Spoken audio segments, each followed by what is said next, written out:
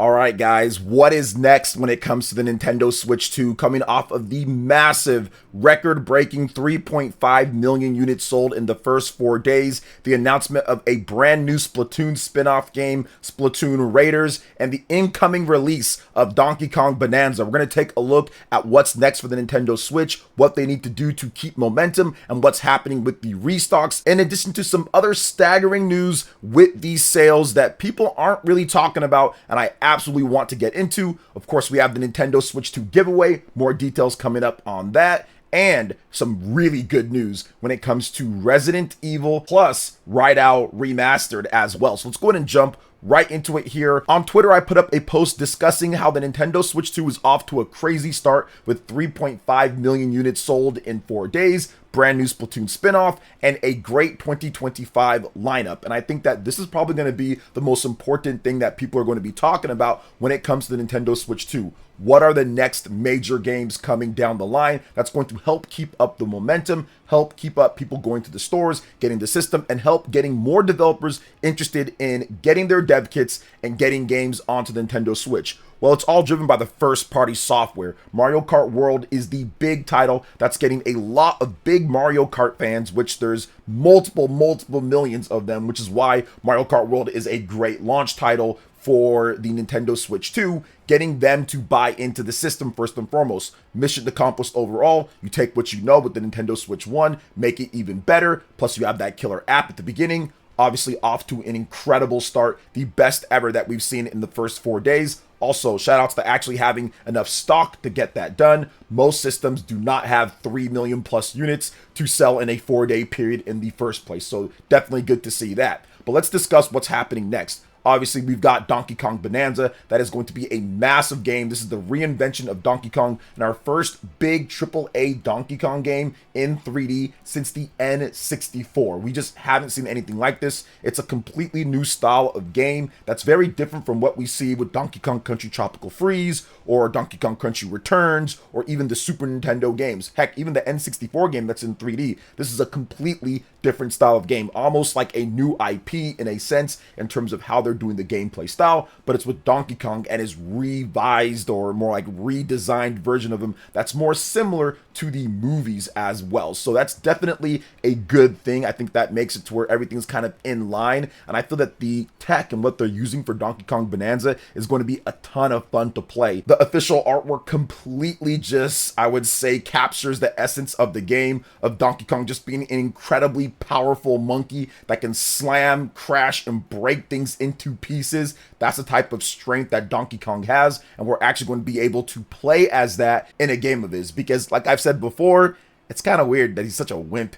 in his previous games, because like a rat or something touches him and he can go running off in 1 or 2 hits or so. So the fact that he actually has that brute strength and everything is definitely good to see in his game, and I feel that it really fits what they're doing. Metroid Prime 4 Beyond, that's also another huge game that people are really anticipating and getting excited for. We don't have a release date for that game, but I do want to get just a little bit of my thoughts on when we could see it. I still feel that Nintendo wants to release Metroid Prime 2 and Metroid Prime 3 before Metroid Prime 4 Beyond drops, and I think that that's the reason why they haven't told us the release date. I think they know the release date. They're probably just waiting to kind of see how to slot things in with some of the other games, but I think that they have a general idea of when they're going to release it. But the biggest thing to me is getting out Metroid Prime 2 and Metroid Prime 3 beforehand. I think that's really what they're looking at and saying, okay, where can we put in this remaster or this port collection like they did with Pikmin 2 and Pikmin 3 before Metroid Prime 4 comes out, then give it a little bit of time after that in order for people to be able to play that and of course build the hype cycle up for it.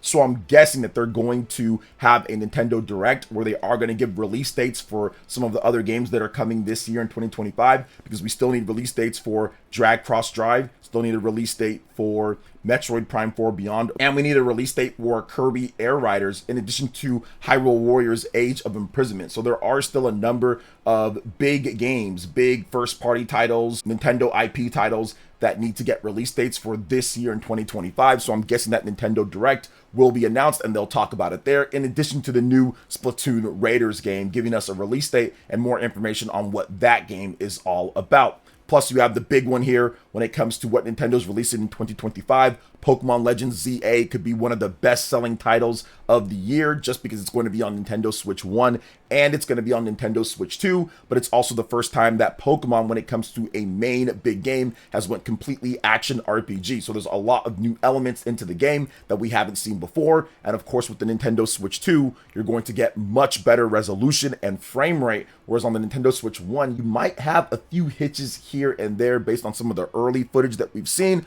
and we have to wait for the final gameplay and everything, so that could be smoothed out completely. But we know for sure that the Nintendo Switch 2 version of Pokemon Legends ZA is going to probably run really good. So overall, what's next for the Nintendo Switch 2 is essentially getting that next big direct out, getting a few of those third-party games that people were maybe worried about announced for the system, or some different third-party games announced for the system, plus on top of having the first-party announcements overall, and just maintaining the momentum that they've been able to drive, having the biggest first 4 days of any Nintendo system, any home console, any device in the history of gaming at this point. So that's definitely a good thing, and we'll see how it works going forward. But we'll also see who's going to win this Nintendo Switch 2 that we have to give away, because we are giving away a Nintendo Switch 2 to one lucky viewer. All you got to do to enter in is hit that subscribe button and check out the link in the description. Go vote on the community page poll and drop a comment there. Drop a comment below in the comment section here. Let me know what your favorite feature of the Nintendo Switch 2 is, or what you're looking forward to the most with it, and you'll have a chance at winning. Winner will be revealed on June 16th, so hit that subscribe button. All right, let's get into the next topic here, guys, and we're going to be discussing what Mr. Daniel Ahmed had to say about the Nintendo Switch 2's huge sales, because there's some more context that people aren't adding in here. So Pori Leaks put out this on Twitter talking about how, just to give you a scope of how crazy this is, it took the Nintendo Switch 1 an entire month to sell 2.74 million units. Switch 2 sold 3.5 million in 3 days. So obviously that is a huge difference. Now, Nintendo was a bit supply constrained with the Nintendo Switch 1 because they didn't know how well the system would do. So they had about 2 million units for the month of March. Nintendo Switch 1 launched at the very beginning of March, and they were hoping to sell through 2 million units in the first month or so, but it ended up being far more popular than they anticipated, so they had to airlift another 700,000 units into the US and certain regions in order to actually get those sold. So that was not bad at all for Nintendo, especially coming off the Wii U and the slow start of the Nintendo 3DS.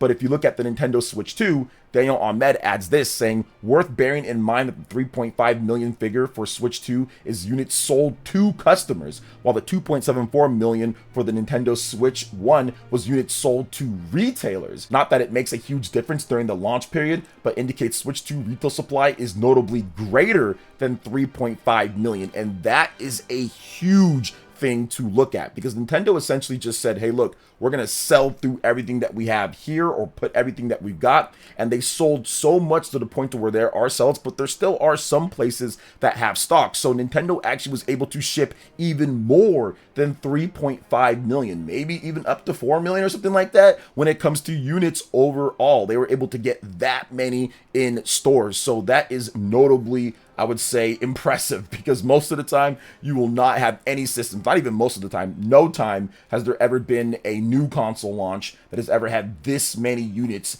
at launch for people to be able to buy. There's always some type of nonsense going on, whether it's underestimating the demand like the Wii, or it's an issue to where it's like the Nintendo 3DS where people just aren't buying it as much, or maybe even the PlayStation 5 or the Xbox Series you're launching during COVID and a pandemic and a semiconductor shortage. There's always some weirdness going on, but this is the first time where essentially they had the perfect amount of supply, stock, and demand overall to drive the numbers, and we saw what happened here at this point. So definitely interesting context to add in, and we'll see how it goes from here. Maybe we see 4 or 5 million units before the end of the month. I think that's definitely possible at this point based off this information. But let's go ahead and move on to the next topic here, guys, and some good news for Resident Evil fans like myself, because Resident Evil Requiem, Resident Evil 9, however you want to call it, will support first and third person according to an IGN preview.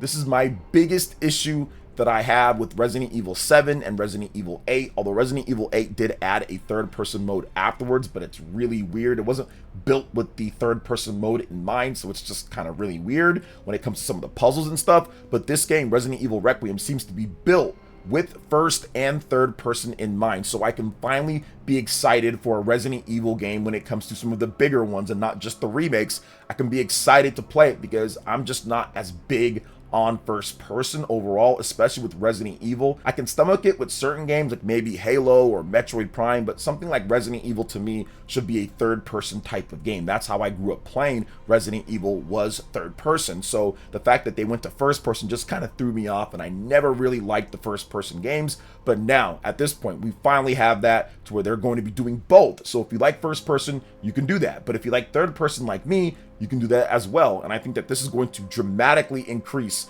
the sales of the game in Japan, where there's a number of people who don't like first person view because it gets them kind of nauseated. Same thing with me as well. So I'm very happy that Capcom decided to make this decision and do first and third person. I think this is going to make for a massive launch overall. And I still feel, a lot of people talk about Nintendo Switch 2 and this game. I still feel that Nintendo Switch 2 will get this game at some point. Don't know if it's going to be day and date with the PlayStation, Xbox, and PC versions, but I still feel that they want to get this game on there, and they're actively working on doing that. And the reason why I say that is because they really tried to get almost every single major Resident Evil game on the Nintendo Switch 1. It just couldn't necessarily handle the graphics and all that, so we had to go with cloud versions of certain games. But they really tried to get everything on there, and Resident Evil has been proven to be a bona fide seller on the Nintendo Switch 1 with Resident Evil 4, Resident Evil 5, Resident Evil 6. All of those did about 1 million plus on the Nintendo Switch 1. So you can bet that Capcom wants to get something going when it comes to Resident Evil. They probably want to do native ports of Resident Evil 4 Remake. They want to do native ports of Resident Evil 8, Resident Evil 7. Some of those are cloud on the Nintendo Switch 1. So I think they actually want to get the full games ported onto the system. So we will see what happens going forward in the future overall with Resident Evil 9. But what do you guys think about this when it comes to first and third person confirmed for Resident Evil Requiem? Let me know in the comment section below. But now we're going to move on to a very highly anticipated game that's coming out not too long from now, and that is SMT Remastered, Mystery of the Soulless Army. We got our first review of the game, and it looks like it's turned out pretty good overall. Usually with Famitsu, they do 4 different reviewers, and then they all give it 1 score out of 10, so they can give from 1 to 10. And the game has received 3 8s, so that's 24, plus 1 9, so that's 33.